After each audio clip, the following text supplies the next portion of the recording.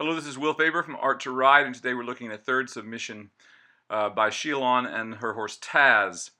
Now, Taz is a stallion, if I hadn't mentioned that, and one thing she mentioned to me was that this horse was having behavioral issues, and she has noticed now with this style of training that those behavioral issues have gone away, and that's exactly right. It's the same thing with mares. People ask me all the time, well, is it a problem that the horse is mare and they go into their heat cycles and all this kind of thing? And certainly it does affect their training, but just like with stallions, the point of good training is it overrides that natural instinct. So I personally have never given horses any kind of, you know, hormone treatments or any of these kinds of things for their problems. And I have found that the correct training, whether it's mares or stallions, turns them into beautifully wonderful workable horses that don't have these kind of problems, because once again, you can never count on drugs or things like this to calm horses down, because it's just not a safe way to go, because if something goes wrong and they do get excited, they become even more excited, which is what happens on airplanes, for instance, why they tranquilize horses. But if they get excited on the tranquilizer, it even makes it worse. So that's never a way to go. Should never want to ride a drugged horse, and or even, once again, do any of these things really work? And my answer to you, all these different sprays and nasal sprays like Be Calm and all these kind of things, none of those things really work in my experience. And the only thing that really does work is correct training, which overrides the natural instincts of the horse and lets them give themselves over to us, so that all of those grouchiness. That's not to say, you might have a mare that gets a little sore over her back when she's having her time of the month, so to speak, but usually that's not a really big deal as time goes on and you train them correctly. So now the other thing is she's added some footing to her ring here, which is a big improvement. This horse is barefooted. And I still think he moves a little bit on the flat side, but just keep watching that. And if you find that he doesn't start to lift off the ground a little more, I would think about putting shoes on the horse. There actually are very few horses that can actually work full time, that is, where they're training 5 days a week and be barefoot, unless they have really, really good feet with really good heels, that they really stand up on their heels. Because the problem with even sand is when we work horses, if they have any kind of low slung heel, the sand itself is going to make them sore on their heels. So without shoes on. So we do have to be, I'm not against riding barefoot. Do it if you can, by all means. But in my experience, especially out here in the West where the ground is so hard, I've only seen very, very, very few horses who've been able to stay happy without shoes on in full kind of work period. Because you've got to remember that it's not only what the top of a ring is, it's how soft it is down into the ground. And of course, here in California where we live, it's very, very hard. So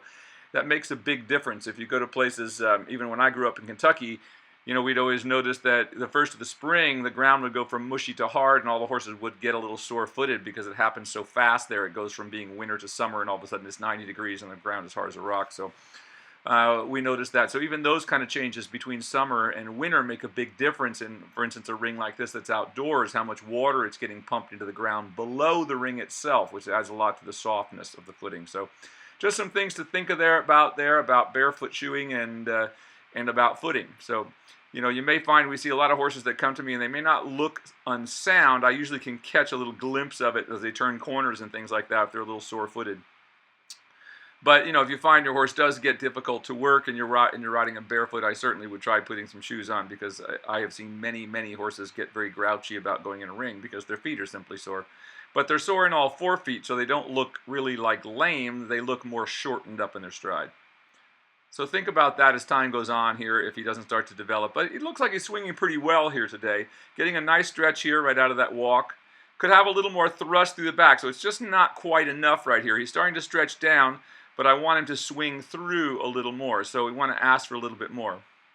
And once again, that's what makes me, if you find with him that he's being reluctant to move forward ahead of your leg, then I would definitely think about putting some shoes on. Word eye, and just see if it makes a difference. If it doesn't make a difference, you can always take them back off.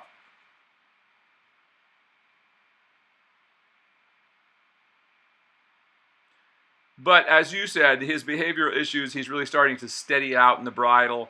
He's not being resistive towards what you're asking him to do, so that certainly tells me that you're on the right track. Now here, he still just needs to stretch that neck a little lower. And you see as he comes around the back there, he just doesn't look entirely all 4 square on all 4 legs there. He's not really thrusting off the ground yet. You know, I see a lot of people, getting back to the shoe issue, you know, who will put shoes on the front feet, but it's often the back feet that get even sorer than the front feet if they've got low slung heels in, you know, and they're working in sand. So just some things to think about. This is a little better here as he comes around this corner. You can see how this horse a little bit falls out behind, so we still need to get this stretch just a little bit deeper than what we have it here and get a little more swing through the back. But it's certainly an improvement. You're headed in the right direction, so just know that. That's the important thing.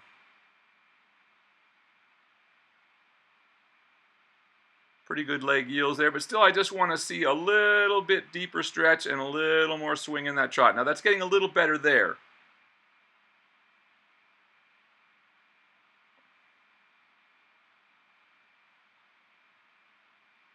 It's a little difficult with the video like this. Happily, they're coming out with these solo shots. If anybody hasn't seen those, we have one on order, but they're not going to be coming out until the fall now, it looks like. But with those cameras, you'll be able to just put an arm patch on, and it will follow you around the ring and keep you in focus, which is going to be a really big boon to what we do here, because it's going to make it a lot easier, myself included. You know, I do so many videos that I'm always trying to, you know, harangue people into videotaping. So I'm looking forward to having the robotic camera. So something for everybody to think about as time goes on. They should have this new solo shot camera out here pretty soon. That is it, by the end of the summer, I think, early fall.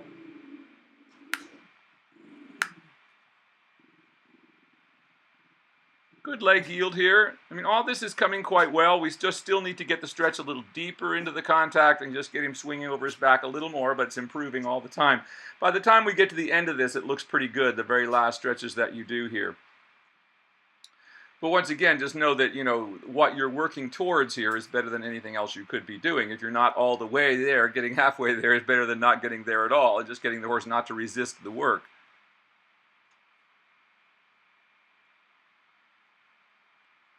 Now the canter, once we get into this, is not bad. It's a little on the flat side, much like the trot, but it's not so disunited that I would say don't do any of it.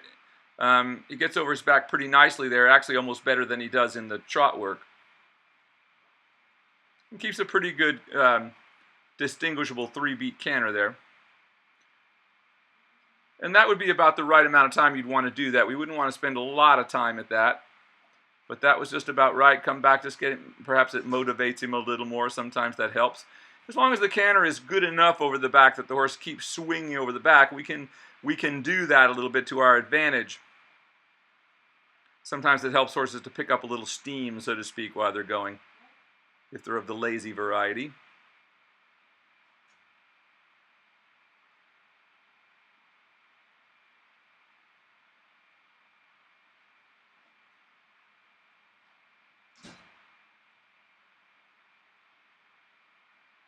Same thing here in the canter, not a bad transition, not a bad canter. It's a little stumble there. No big deal. Once again, I think he canters over his back enough that you can canter to some advantage. I just wouldn't do very much of it yet. Just about like you did a couple of circles around, that's all you need to do.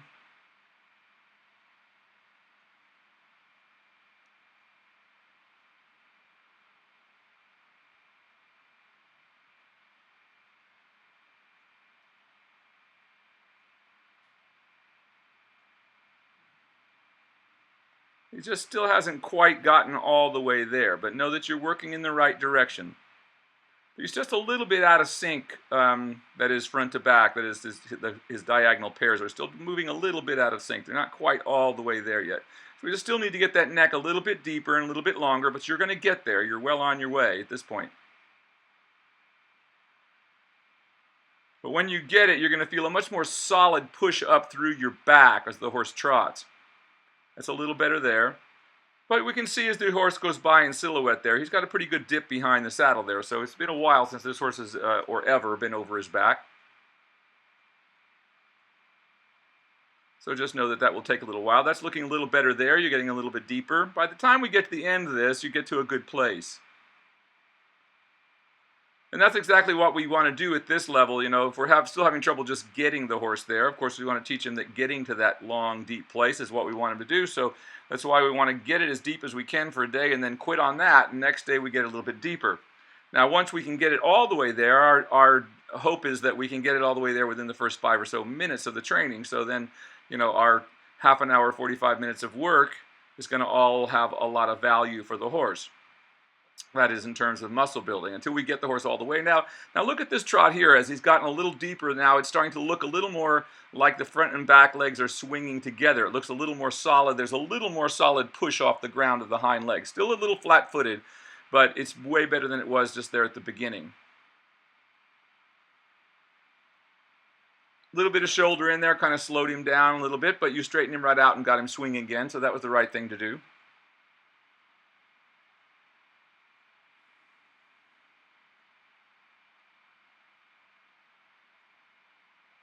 Good here, and I even like that as he's going down, it's getting a little bit of a slower rhythm, which is okay as he gets deeper. As long as as he slows, it gets deeper rather than just slower and hollower. So remember, just getting the horse to stretch its head and neck out in front of us, it just facilitates getting the back to come through. It doesn't mean that it is coming through just because the horse's head and neck is stretched down. And that's where many people get confused about training in this way, because they see people with their horses' heads down, like the old-fashioned, like peanut roller horses with their heads straight down. And now some horses, when we first teach them this, they have to have their head straight down because there simply is no muscle on the top line to hold the neck up. And what we see with those kind of horses is you want to let them just be all the way down, but we have to get them coming through behind so they start pushing and thrusting through the back, and that's what develops everything else.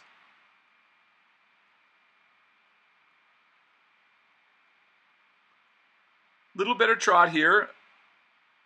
Still needs to get deeper in the stretch, but the trot here looks more rhythmic and more connected than it did in the beginning. So that means to tell me that you're working in the right direction. Everything is headed in the right direction with what you're doing. It's getting better as you're going rather than getting worse. I mean, how many useless lessons have I seen that have ended up with horses and riders in total frustration and lathers by the end of a lesson? So that's not what you're doing here. Now, right there, he really got into a good stretch. That was the best you've done coming down that long side. There. Now that's starting to look a lot better there.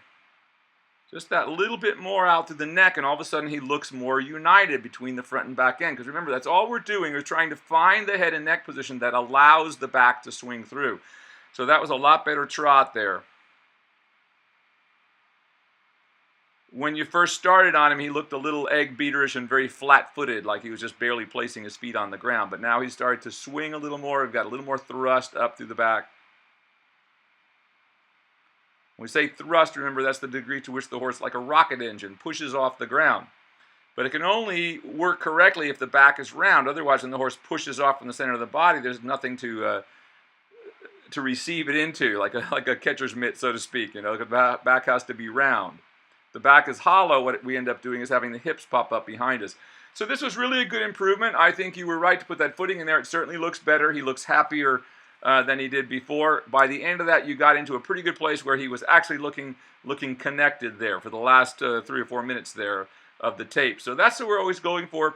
Each day just try to hold that a little bit longer, come back to the walk a little bit longer. The walk even looked better after all that trot work. And once again, I think you're doing about the right thing with the canter to keep it about to where you had it there. That was very good work.